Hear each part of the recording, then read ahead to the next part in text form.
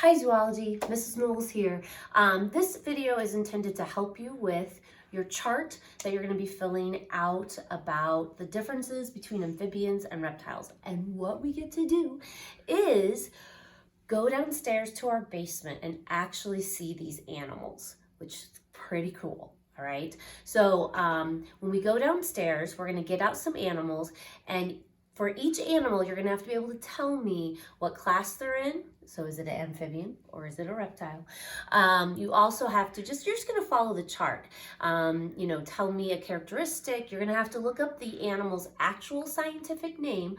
So Mr. Knowles is going to tell you the name of the animal, the common name. You have to look up the scientific name. And then you are going to have to research where this animal would be found in its natural habitat. Not down in our basement. All right, that's on you, okay? All right, are you ready for this adventure? Come on down and go. Hey Zoology, it's Mr. Knowles. I'm here to help you fill out your reptile and amphibian chart. And I thought I would start with this little guy over here. Let's take a look inside this box. What you're seeing here is about a 4-month-old Cronwall's horned frog. So a guy named Cronwall, C-R-A-N-W-E-L-L, named this thing, and so people name it after themselves sometimes. So this is called Cronwall's horned frog. This is a baby. He was born probably in February, and he'll be about the size of your hand when he's full grown. And so if you notice, it's a very wet, moist habitat. If you look closely at his body, there are no scales. It's a very smooth kind of skin. And just to show you what these guys can do, they have huge mouths. And we'll see if we can get him to eat a cricket here. Sometimes he will. Oh, he grabbed the forceps. They're not always accurate, but anything that moves, they'll go for. I'll try that a little bit. There he goes. If you notice, they have a very large tongue at the very bottom of their mouth. And that's how they catch their prey and eat it. They eat it all in one gulp. No chewing involved here. See if we can get him to eat another one here. How about this one, buddy? There he goes. Left me the leg. That's Cronwall's horned frog. Big species, probably in the top 10 species of all frogs. About the size of your hand when they're full grown. Maybe we can get him to eat one more here.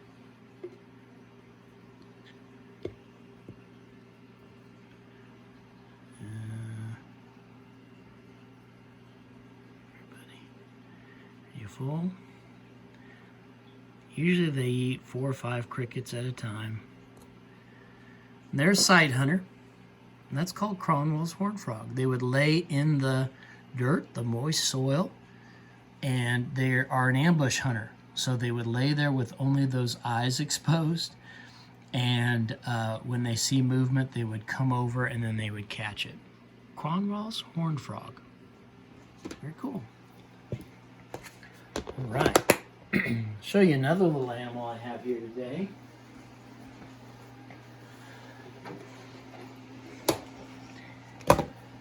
This is a very different animal. Take a look at this guy. He just stuck out his tongue, and that actually is part of what his name is. This is called a northern blue-tongued skink. And this is a baby. He's not even quite a year old. He was born last June. And he's very different. He has very pretty patterns to him. If you look closely, you can see lots of raised scales here. That tongue is a good organ for sense. And you can see right behind his head there, he has 2 ears. Very short little legs. And that's a northern blue-tongued skink. Native to Australia. And that's where you see these guys. A very different animal. Not quite full grown. Northern blue-tongued skink.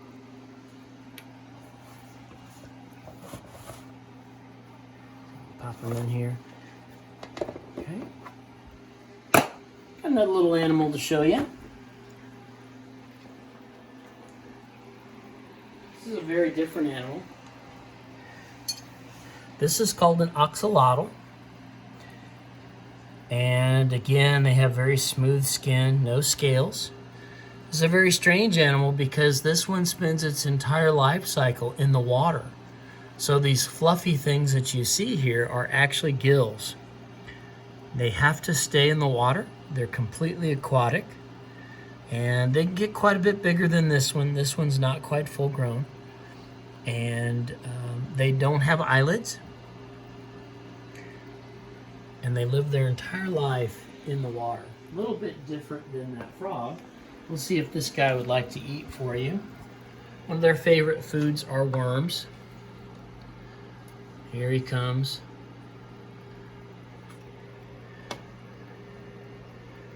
They engulf that worm a lot like fish do. They suck that in, negative pressure feeding. They suck that worm right in and eat it. Axolotl. It's an axolotl. They're good. I've got a little animal to show you here today.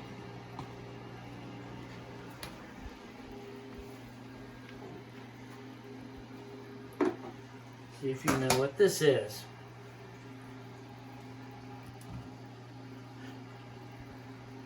Yeah.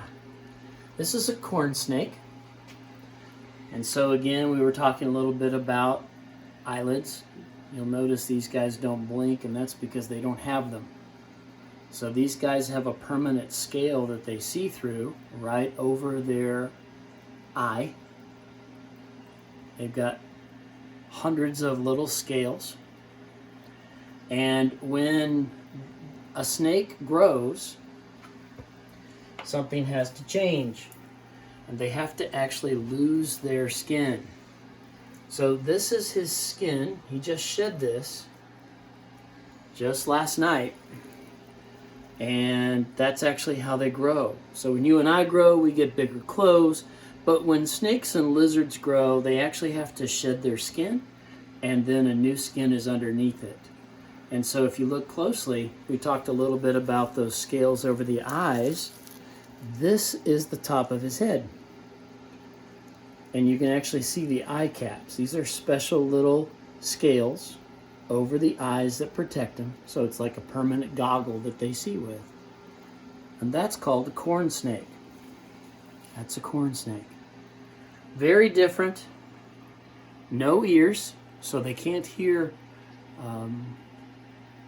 other than vibrations through the ground. They can't hear airborne sound. It's a very different kind of animal.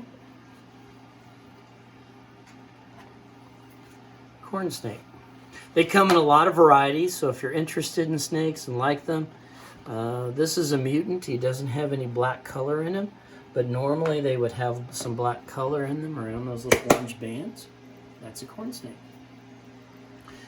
Last animal I have to show you today is over here. We'll have to take a little trip back here. He's actually hungry. The way I know it is that he had his mouth open and he is looking for food. So if you look closely at this guy, he is aquatic. But if you watch him throughout the day, you'll see him come up and take a breath. So he is a little different than axolotls. These guys have a lung. They are full of all kinds of scales. This is called an alligator snapping turtle. And so he's different than other turtles in the sense that he uses his tongue as a lure. And the tongue looks like a little worm, and he would lay on the bottom motionless in the swamp or ponds, river systems. He would open his mouth, wiggle that tongue, and then as soon as a prey item got close enough, then he would chomp down very quickly with incredible bite force. This is just a baby. He's only about 5 years old. And when he's full grown, he'll be about the size of this entire tank. So they get quite large. This is North America's largest aquatic turtle. And these guys are called alligator snapping turtles. They're not the kind that you see at Lake of the Ozarks or around here in Liberty. You have to go really far south into the very tip of Missouri before you find these guys. And then, of course, they're more common in Arkansas, Mississippi, Florida. We'll see if we can feed him. I know he's hungry because he was luring with his mouth open a minute ago. We'll feed him a worm and see what happens.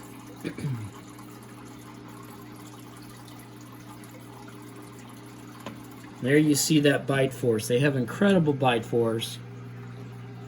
It's not really true that they can break a broomstick, but they can certainly hurt your finger quite a bit.